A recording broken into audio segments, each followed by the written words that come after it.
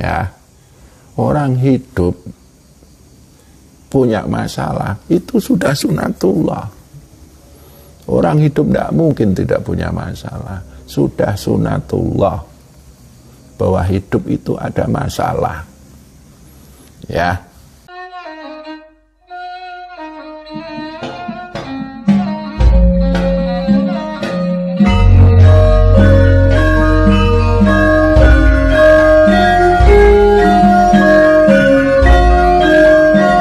Assalamualaikum warahmatullahi wabarakatuh. Kita sering mendengar satu istilah ahlu sunnah wal jamaah atau disingkat dengan aswaja. Dan dalam perjalanan kehidupan kita, saya sejak kecil sering mendengar itu.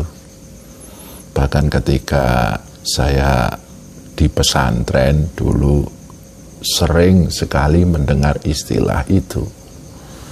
Dan sampai sekarang pun kita tahu istilah itu sangat akrab dengan diri kita dalam konsep keislaman kita. Nabiullah Muhammad SAW mengakui bahwa umatnya akan terpecah menjadi 72 golongan. Hanya satu yang ahlu sunnah wal jamaah. Yang menjadi satu permasalahan adalah masing-masing golongan Islam itu mengaku bahwa dirinya adalah ahlu sunnah wal jamaah. Mungkin hal itu tidak menjadi masalah.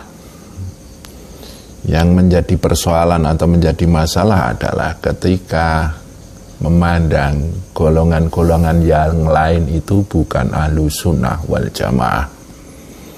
Dan pada akhirnya istilah ahlu sunnah wal jamaah itu diperebutkan atas nama sebuah pengakuan. Pada kesempatan ini saya akan mengaturkan satu pandangan pemaknaan tentang ahlu sunnah wal jamaah itu, supaya kita seperti saya khususnya golongan-golongan rendah yang tidak terkenal sebagai orang-orang pintar, orang-orang pandai, supaya tidak kebingungan melihat hiruk pikuk yang berhubungan dengan konsep ahlu sunnah wal jamaah ini. Ahlu sunnah wal jamaah itu bisa kita bagi menjadi dua istilah. Yang pertama adalah ahlu sunnah, dan yang kedua adalah wal jamaah. Apakah makna dari ahlu sunnah itu? Ahlu sunnah adalah seseorang yang dikatakan ahli, memandang bahwa segalanya yang ada di alam semesta ini, yang terhampar dalam alam raya ini, semuanya adalah sunnatullah. Langit seisinya, bumi seisinya, semuanya adalah sunnatullah. Dan makhluk-makhluk yang ada di dalamnya, itu pun juga sunnatullah. Alam semesta ini terhampar sebagai hamparan sunnatullah. Dan dalam semesta pribadi, segalanya pun sunnatullah. Kita punya tubuh, kita punya nafsu, akal, roh, rasa, nur, dat. Kita punya wujud, punya sifat, punya afnal, punya keadaan. Semuanya itu adalah sunnatullah. Seorang ahlu sunnah ini akan mendekati satu persifatan la khaufun alaihim walahum yahzanun. Tidak ada rasa was-was, tidak ada rasa khawatir, dan tidak punya rasa takut. Kenapa bisa terjadi? Karena seseorang ketika melihat segalanya ini sunnatullah. Contohnya, berhubungan dengan tubuh ini. Tubuh ini kadang sakit, kadang sehat. Ketika tubuh ini sakit, kita merasakan beban rasa sakit itu. Kita merasakan betapa beratnya rasa sakit itu. Kita merasakan betapa tidak enaknya rasa sakit itu. Kalau kita bisa sadar bahwa sakit itu sunnatullah, maka itu akan membebaskan diri dari rasa berat, rasa sulit, rasa tidak enak itu, dengan persaksian bahwa ini sunnatullah. Dalam hal nafsu, kita itu hidup kadang enak, kadang tidak enak, kadang bahagia, kadang menderita, kadang mujur, kadang malang, kadang berkecukupan, kadang berkekurangan. Ketika kita dalam keadaan kurang, betapa berat rasa yang terjadi dan terlahirkan dari kekurangan itu. Ketika kita sedang kaya, bagaimana rasanya nikmat dari rasa kaya itu. Seandainya kita melihat segalanya itu adalah sunnatullah, maka kita akan sadar bahwa Allah ada di dalam itu semua. Dalam hubungan dengan akal, kita banyak masalah, ya. Orang hidup punya masalah, itu sudah sunnatullah.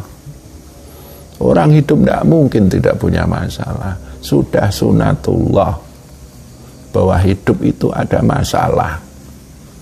Ya, tubuh ada sakitnya, ada lemahnya, ada tuanya. Nafsu ada senang susahnya, bahagia menderitanya. Akal selalu ada masalah yang harus diselesaikan oleh akal kita. Itu semuanya sunnatullah. Berhubungan dengan makhluk lain, kita itu kadang bertemu orang yang kita sukai dan kadang bertemu orang yang tidak kita sukai.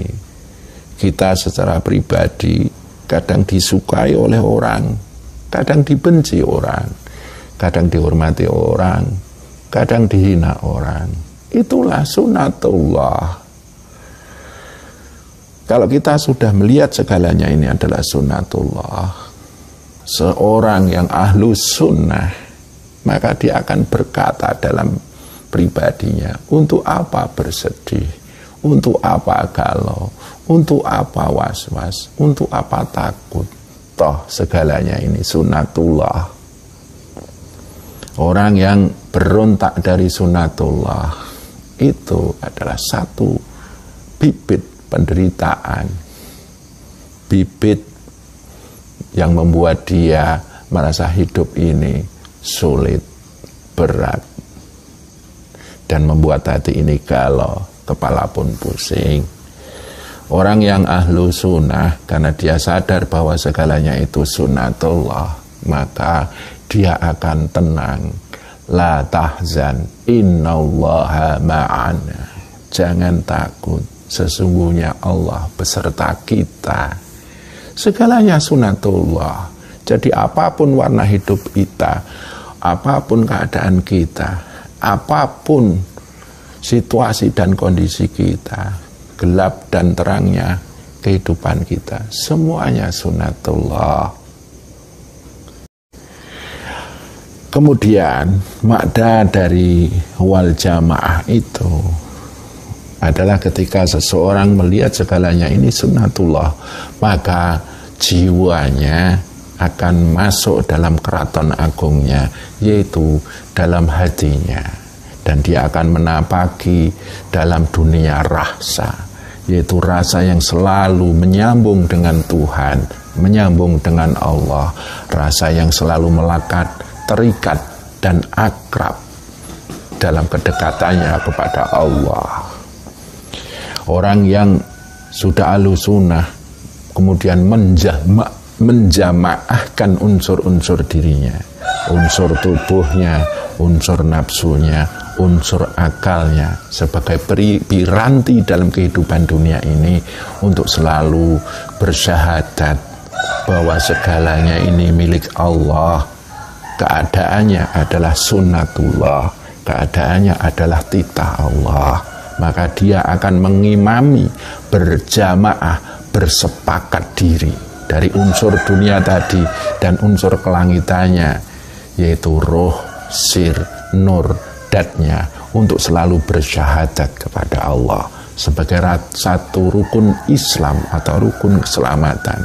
Selalu bersepakat menyebut namanya Allah, Allah, Allah, Allah, Allah. Seseorang yang ahlu sunnah berjamaah dalam kesepakatan pribadinya untuk selalu bersyahadat, berzikir, menyebut namanya dalam menjalani segala sunnatullah yang ada dalam dirinya pribadi dan lautan sunnatullah yang ada di alam semesta ini. Kemudian dia bersepakat, seorang ahlu sunnah bersepakat berjamaah untuk selalu puja-puji kepada Allah. Subhanallah, maha suci Allah. Alhamdulillah, maha terpuji Allah. Allahu Akbar, maha agung Allah. Kemudian dia bersepakat berjamaah untuk selalu sujud kepada Allah. Itulah hakikat sholat. Seorang ahlu sunnah akan berjamaah, menjamaahkan unsur-unsur pribadinya, semesta pribadinya untuk selalu tunduk dan sujud kepada Allah.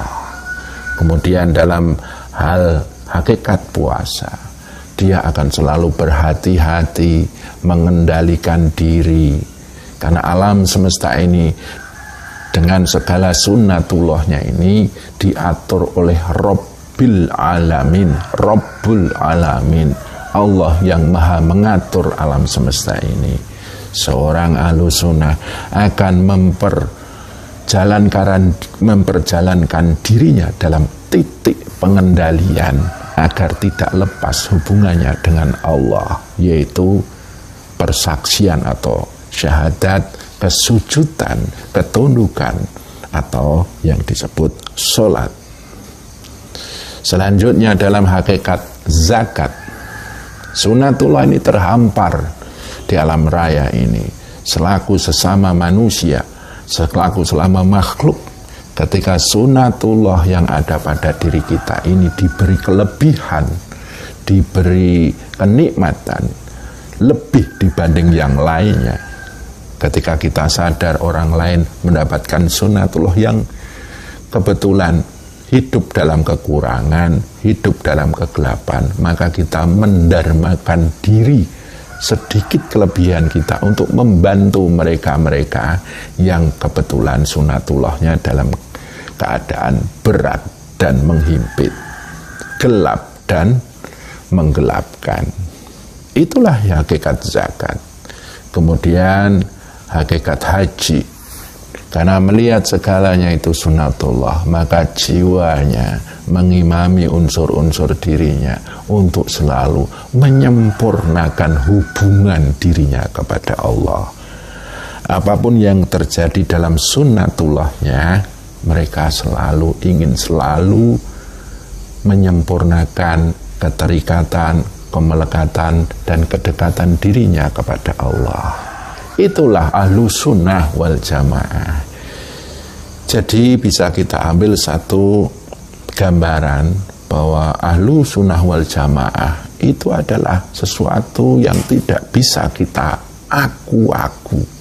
Tidak bisa kita ngaku-ngaku bahwa kita itu ahlu sunnah wal jamaah. Karena ahlu sunnah wal jamaah itu bisa kita lihat dengan mata hati kita sendiri.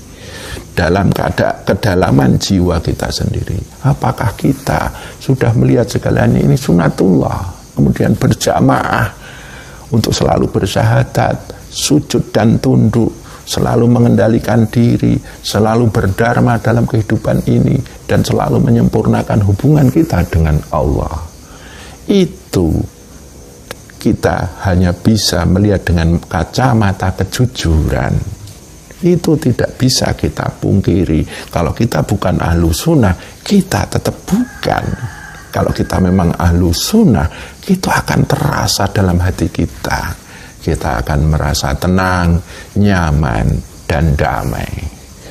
Seorang ahlu sunnah wal jamaah itu akan cukup mengatakan hasbunallah wa ni'mal wakil, ni'mal maula wa ni'man nasir. Dan selanjutnya mengucap inna sholati wa nusuki wa mahyaya wa mamati lillahi rabbil alamin. Sesungguhnya sholatku, ibadahku, hidup dan matiku, semuanya hanya milik Allah. Apa iktibar yang kita bisa ambil? Ahlu sunnah wal jamaah tidak bisa diaku-aku. Itu bisanya adalah kita bangun dalam kepribadian kita. Ketika bangunan ahlu sunnah wal jamaah itu bisa kita bangun di dalam diri kita, maka itu akan nampak jelas dengan mata hati kita. Ataukah mungkin kita meruntuhkan bangunan ahlu sunnah wal jamaah itu pun secara jujur dengan mata hati kita akan nampak ketika dia rusak. Begitu apa yang saya haturkan, semoga bisa menjadi satu wawasan sebagai salah satu sudut pandang pemaknaan ahlu sunnah wal jamaah itu, dan sedikit melepaskan diri kita dari kebingungan-kebingungan. Kenapa ahlu sunnah wal jamaah begitu akrab kita dengar dari kecil sampai sekarang ini, tapi masih saja diaku-aku dari zaman dulu sampai sekarang. Dan ini bukanlah suatu titik kebenaran yang paling benar. Ini saya hanya menghanturkan satu sudut pandang bagaimana kita memaknai dari ahlu sunnah wal jamaah itu.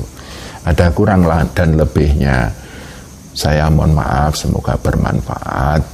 Kalau memang ada benarnya, itu semuanya dari Allah yang membimbing saya untuk mengucapkan makna dari ahlu sunnah wal jamaah itu.